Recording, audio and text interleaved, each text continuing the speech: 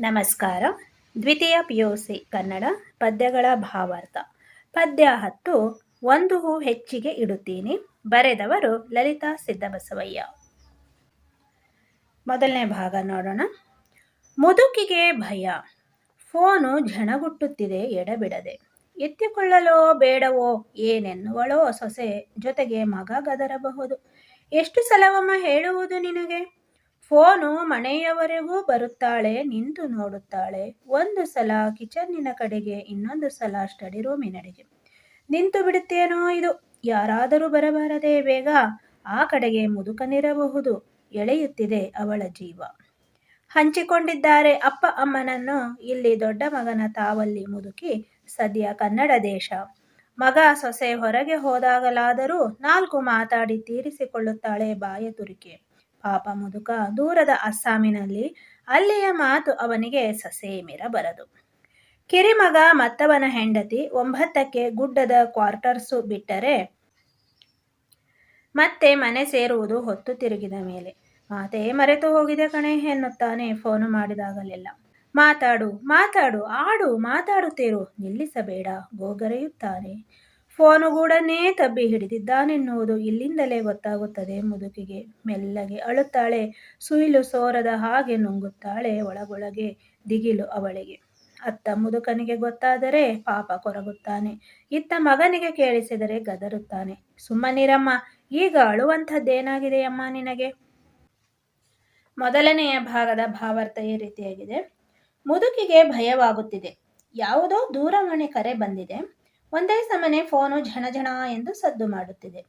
ಆ ಫೋನನ್ನು ಎತ್ತಿಕೊಳ್ಳಲೋ ಬೇಡವೋ ಎಂಬ ಭಯ ಗೊಂದಲದಲ್ಲಿ ಮುದುಕಿ ಇದ್ದಾಳೆ. ಏಕೆಂದರೆ ಸೊಸೆ ಮಗ ಗದರಬಹುದು. ಎಷ್ಟು ಸಲವಮ್ಮ ಹೇಳುವುದು ನಿನಗೆ ಎಂದು ಬೈಯಬಹುದು. ಆದ್ದರಿಂದ ಫೋನ್ ಕರೆಯನ್ನು ಸ್ವೀಕರಿಸದೆ, ಅಯ್ಯೋ ಯಾರಾದರೂ ಬಂದು ಫೋನ್ ತೆಗೆಯಬಾರದೆ ಎಂದು ಒಂದು ಸಲ ಅಡುಗೆ ಮನೆಯ ಕಡೆಗೆ, ಮತ್ತೊಮ್ಮೆ ಓದುವ ಮೊಮ್ಮಗಳ ಕೋಣೆಯ ಕಡೆಗೆ ನೋಡುತ್ತಾ, ಯಾರಾದರೂ ಬಂದು ಫೋನನ್ನು ತೆಗೆಯುವ ಮುನ್ನ ನಿಂತು ಬಿಡುತ್ತೇನೋ? ಯಾರಾದರೂ ಬರಬಾರದೆ? ಆ ಕಡೆಯಿಂದ ನನ್ನ ಮುದುಕನೇನಾದರೂ ಕರೆ ಮಾಡಿರಬಹುದು. ಅಯ್ಯೋ ಯಾರು ಬರುತ್ತಿಲ್ಲವೇ ಎಂದು ಅವಳ ಜೀವ ಚಡಪಡಿಸುತ್ತದೆ. ಇಲ್ಲಿ ಸ್ವಾತಂತ್ರ್ಯವಿಲ್ಲದ ಮುದುಕಿಯ ಜೀವನದ ಸಂಕಟ, ತಲ್ಲಣಗಳು ವ್ಯಕ್ತವಾಗಿವೆ. ಇಬ್ಬರು ಅಣ್ಣ ತಮ್ಮಂದಿರು ತಂದೆ ತಾಯಿಗಳನ್ನು ಹಂಚಿಕೊಂಡಿದ್ದಾರೆ. ಮುದುಕ ಮುದುಕಿಯರನ್ನ ದೂರ ಮಾಡಿ ದೊಡ್ಡ ಮಗನು ಮುದುಕಿಯನ್ನು ಕನ್ನಡ ನಾಡಿನಲ್ಲಿ ಸಾಕುತ್ತಿದ್ದಾನೆ. ಆದ್ದರಿಂದ ಆಕೆಗೆ ಬಾಯಿ ತುರಿಕೆ, ಬಾಯಿ ಚಪ್ಪಲ ಉಂಟಾದಾಗ ಬೇರೆಯವರ ಜೊತೆ ಮಾತನಾಡಿ ತನ್ನ ಬಾಯಿ ಚಪ್ಪಲ ತೀರಿಸಿಕೊಳ್ಳುತ್ತಾಳೆ. ತನ್ನ ಮಗ ಸೊಸೆ ಹೊರಗೆ ಹೋದಾಗ ಇತರರ ಜೊತೆ ಮಾತನಾಡುತ್ತಾಳೆ. ಆದರೆ ದೂರದ ಊರಿನ ಅಸ್ಸಾಮಿನಲ್ಲಿ ಚಿಕ್ಕ ಮಗನ ಜೊತೆ ಇರುವ ಮುದುಕನಿಗೆ ಅಲ್ಲಿನ ಭಾಷೆ ಸಸೇಮಿರ, ಅಂದ್ರೆ ಸ್ವಲ್ಪವೂ ಬರುವುದಿಲ್ಲ. ಆದ್ದರಿಂದ ಯಾರ ಜೊತೆಯೂ ಮಾತನಾಡಲು ಸಾಧ್ಯವಾಗದೆ ಒಂಟಿತನದಿಂದ ಬದುಕುತ್ತಿದ್ದಾನೆ.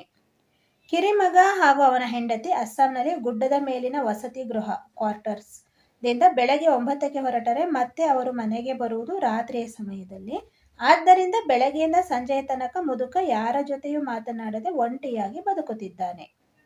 ಮನೆಯಲ್ಲಿ ಯಾರೂ ಇಲ್ಲದ ಸಮಯದಲ್ಲಿ ಮುದುಕ ತನ್ನ ಹೆಂಡತಿಯಾದ ಮುದುಕಿಗೆ ಕರೆ ಮಾಡಿದಾಗ, ಮಾತೇ ಮರೆತು ಹೋಗಿದೆ ಕಣೆ, ಮಾತಾಡು ಮಾತಾಡು, ಮಾತಾಡುತ್ತಲೇ ಇರು, ನಿಲ್ಲಿಸಬೇಡ ಎಂದು ಗೋಗರೆಯುತ್ತಾನೆ. ಅದನ್ನು ಕೇಳುತ್ತಿರುವ ಮುದುಕಿಗೆ ಮುದುಕನು ಆ ಕಡೆ ಫೋನುಗೂಡನ್ನೇ ತಬ್ಬಿ ಹಿಡಿದಿರುವುದು ಗೊತ್ತಾಗಿದೆ. ಇದರಿಂದ ನೊಂದ ಮುದುಕಿಯು ತನ್ನೊಳಗೆ ಮೆಲ್ಲಗೆ ಯಾರಿಗೂ ಕೇಳಿಸದಂತೆ ಅಳುತ್ತಾಳೆ. ಏಕೆಂದರೆ ಆ ಕಡೆ ಮುದುಕನಿಗೆ ಗೊತ್ತಾದರೆ ಪಾಪ ಕೊರಗುತ್ತಾನೆ. ಇತ್ತ ಮಗನಿಗೆ ಕೇಳಿಸಿದರೆ ಗದರಿ, ಸುಮ್ಮನಿರಮ್ಮ, ಈಗ ಅಳುವಂಥದ್ದು ಏನಾಗಿದೆ ಎಂದು ಬೈಯುತ್ತಾನೆ. ಒಟ್ಟಾರೆ ಮುದುಕಿಗೆ ಮಾತನಾಡಲು ಅಷ್ಟೇ ಅಲ್ಲ, ಜೋರಾಗಿ ಅಳಲು ಸ್ವಾತಂತ್ರ್ಯವಿಲ್ಲ. ಮಗ ಮತ್ತು ಸೊಸೆಯ ಬಂಧನದಲ್ಲಿ ಆಕೆ ಬದುಕುತ್ತಿದ್ದಾಳೆ. ಇದಿಷ್ಟು ಮೊದಲನೇ ಭಾಗ ಆಯಿತು. ಈಗ ಎರಡನೇ ಭಾಗವನ್ನು ನೋಡೋಣ. ಇನ್ನು ತಡೆಯಲಾಗದು. ಸೋಪಾನ ಕದ್ದಿರುವ ಗಾಜು ಬಿಲ್ಲೆ ಜಾರಿಸದ ಹಾಗೆ ಮೊಣಕಾಲ ಚಿಪ್ಪ ಮೇಲೆ ಭಾರ ಹೇರುತ್ತಾ, ಹೇರಿದ ಭಾರಕ್ಕೆ ಅದರುವ ಮಂಡೆಗಳ ಅಂಗೈಯಲ್ಲಿ ಅದು ಮೊತ್ತ ಒಂದೊಂದೇ ಮೆಟ್ಟಿಲು ಹತ್ತಿ ಕಾಡಿ ಕರೆಯುತ್ತಾಳೆ ಮೊಮ್ಮಗಳನ್ನು. ಜಾಣೆ ಮೊಮ್ಮಗಳು ಮೂಜಗವನ್ನೇ ಆವಾಹಿಸಿ ಕುಂತಿದ್ದಾಳೆ ಸ್ವಂತ ಕಂಪ್ಯೂಟರಿನ ಮೇಲೆ. ರಸಾತಳಗಳೆದ್ದೆದ್ದು ಕುಣಿಯುತ್ತಿವೆ ಪರದೆ ಮೇಲೆ. ನಡುವೆ ಈ ಅಜ್ಜಿ ಇಡಬಹುದೇ ಕಡುಬಿನ ಸೋರೆ? ಚಿಟುಗುಡುತ್ತಲೇ ಅಟ್ಟವಿಳಿದು ಬಂದ ಹುಡುಗಿ ದಡ್ಡನೆ ಫೋನ್ ಎತ್ತಿ ಕುಕ್ಕಿ, ರಾಂಗ್ ನಂಬರ್. ಕ್ಷಣಾರ್ಧದಲ್ಲಿ ಅಂತರ್ಧಾನ. ಮುದುಕಿಗೆ ಅನುಮಾನ, ಈ ಹುಡುಗಿ ಸರಿಯಾಗಿ ಕೇಳಿಸಿಕೊಂಡಳೋ, ಗಡಿಬಿಡಿಯಲ್ಲಿ ಬಿಡುಗಡೆಗೆ ಹಾತೊರೆದು ರೈಟನ್ನೇ ರಾಂಗ್ ಎಂದಳೋ? ಬಚ್ಚಲಿಗೆ ಹೋಗಿ ನಿಮಿಷ ನಿಂತಿದ್ದು ಮತ್ತೆ ಹೊರಗೆ ತಲೆ ಇಕ್ಕಿ ಅತ್ತೆತ್ತ ನೋಡಿ ಮೆತ್ತಗೆ ಫೋನಿನ ಬಳಿಗೆ ಬರುತ್ತಾಳೆ. ಅಗೋ ಅದು ಮತ್ತೆ ಝಣಝಣತ್ಕರಿಸಿ ಅವಳ ಜೀವ ಬಾಯಿಗೆ ಬಂದು ತಡವರಿಸಿ ಎರಡೂ ಕೈಯಲ್ಲಿ ರಿಸೀವರನ್ನೆತ್ತಿ ಹಲೋ ನಾನೇ ಕಣ್ರಿ, ಮಾತಾಡ್ರಿ ಮಾತಾಡ್ರಿ.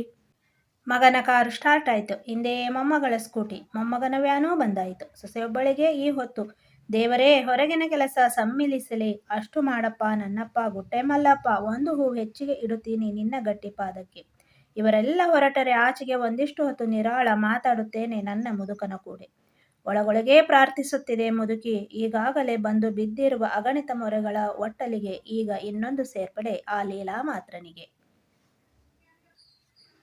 ಒಂದು ದಿನ ಫೋನ್ ಕರೆ ಬಂದಾಗ, ಯಾರೂ ಬರದಿದ್ದಾಗ ಅಜ್ಜಿ ಮೊಮ್ಮಗಳನ್ನು ಕರೆಯಲು ನಿರ್ಧರಿಸಿ ಮಹಡಿಯ ಮೇಲೆ ಇರುವ ಮೊಮ್ಮಗಳನ್ನು ಕರೆಯುತ್ತಾಳೆ. ಆದರೆ ಮೊಮ್ಮಗಳು ಕಂಪ್ಯೂಟರಿನ ಮುಂದೆ ಕುಳಿತು ಇಡೀ ಜಗತ್ತನ್ನು ಮರೆತಿರುತ್ತಾಳೆ. ಆದ್ದರಿಂದ ವಯಸ್ಸಾದ ಮುದುಕಿ ಗಾಜಿನ ತರ ನುಣುಪಾದ ಮೆಟ್ಟಿಲಿನ ಮೇಲೆ ಜಾರದ ಹಾಗೆ ಮೊಣಕಾಲಿನ ಮೇಲೆ ಭಾರ ಏರಿ ಮೊಣಕಾಲನ್ನು ಅಂಗೈಯಲ್ಲಿ ಹಿಡಿದು ಅದು ಮುತ್ತ ನಿಧಾನವಾಗಿ ಒಂದೊಂದೇ ಮೆಟ್ಟಿಲನ್ನು ಹತ್ತಿ ಕಾಡಿ ಬೇಡಿ ತನ್ನ ಮೊಮ್ಮಗಳನ್ನು ಕರೆಯುತ್ತಾಳೆ. ಜಾಣೆಯಾದ ಮೊಮ್ಮಗಳು ಕಂಪ್ಯೂಟರಿನ ಮುಂದೆ ಮೈಮರೆತಿರುವಾಗ ಅಜ್ಜಿ ಮಧ್ಯಪ್ರವೇಶ ಮಾಡಬಹುದೇ ಎಂದು ಹೇಳಿದ್ದಾರೆ. ಮಧ್ಯಪ್ರವೇಶಿಸಿ ಅಜ್ಜಿಯು ಬಂದು ಫೋನ್ ತೆಗೆಯುವಂತೆ ಹೇಳಿದಾಗ ಸಿಡಿಮಿಡಿಗೊಂಡ ಮೊಮ್ಮಗಳು ಅಟ್ಟ ಬಿಳಿದು ಬಂದು ಕೋಪದಿಂದ ಧಡಕ್ಕನೆ ಫೋನನ್ನು ತೆಗೆದು ಏನನ್ನೂ ಕೇಳದೆ ಮಾತನಾಡದೆ ರಾಂಗ್ ನಂಬರ್ ಎಂದು ಕ್ಷಣಾರ್ಧದಲ್ಲಿ ಮಾಯವಾಗಿ ಬಿಟ್ಟಳು. ಆದರೆ ದೂರದಿಂದ ಇದನ್ನು ಗಮನಿಸುತ್ತಿದ್ದ ಮುದುಕಿಗೆ ಅನುಮಾನ, ಈ ಹುಡುಗಿ ಸರಿಯಾಗಿ ಕೇಳಿಸಿಕೊಂಡಳೋ ಅಥವಾ ಬಿಡುಗಡೆಗೆ ಹಾತೊರೆದು ರೈಟನ್ನೇ ರಾಂಗ್ ಎಂದಳೋ ಎಂದು ಮುದುಕಿ ಯೋಚಿಸುತ್ತಾಳೆ. ಬಚ್ಚಲು ಅಂದರೆ ಸ್ನಾನದ ಮನೆಗೆ ಹೋಗಿ ಇದನ್ನು ಗಮನಿಸುತ್ತಿದ್ದ ಮುದುಕಿ ಹೊರಗೆ ಬಂದು ಆ ಕಡೆ ಈ ಕಡೆ ನೋಡಿ ಮತ್ತೆ ಫೋನಿನ ಬಳಿಗೆ ಬರುತ್ತಾಳೆ. ಮುದುಕಿಯ ನಿರೀಕ್ಷೆಯಂತೆ ಮತ್ತೆ ಆ ಕಡೆಯಿಂದ ಮುದುಕ ಕರೆ ಮಾಡಿದ್ದಾನೆ. ಫೋನು ಜಣಜಣತ್ಕರಿಸುತ್ತದೆ. ಮುದುಕಿಗೆ ಜೀವವೇ ಬಾಯಿಗೆ ಬಂದಂತಾಗಿ ತಡವರಿಸಿ ಎರಡೂ ಕೈಯಲ್ಲಿ ಫೋನಿನ ರಿಸೀವರ್ ಅನ್ನು ಎತ್ತಿಕೊಂಡು ಹಲೋ ನಾನೇ ಕಣ್ರಿ, ಮಾತಾಡ್ರಿ ಮಾತಾಡ್ರಿ ಎಂದು ಮುದುಕಿ ಕೇಳುತ್ತಾಳೆ. ಮುದುಕಿಗೆ ಮನೆಯಲ್ಲಿನ ಭಯ ಹಾಗೂ ತನ್ನ ಗಂಡನ ಮೇಲಿನ ಪ್ರೀತಿ ಇಲ್ಲಿ ಅನಾವರಣಗೊಂಡಿದೆ.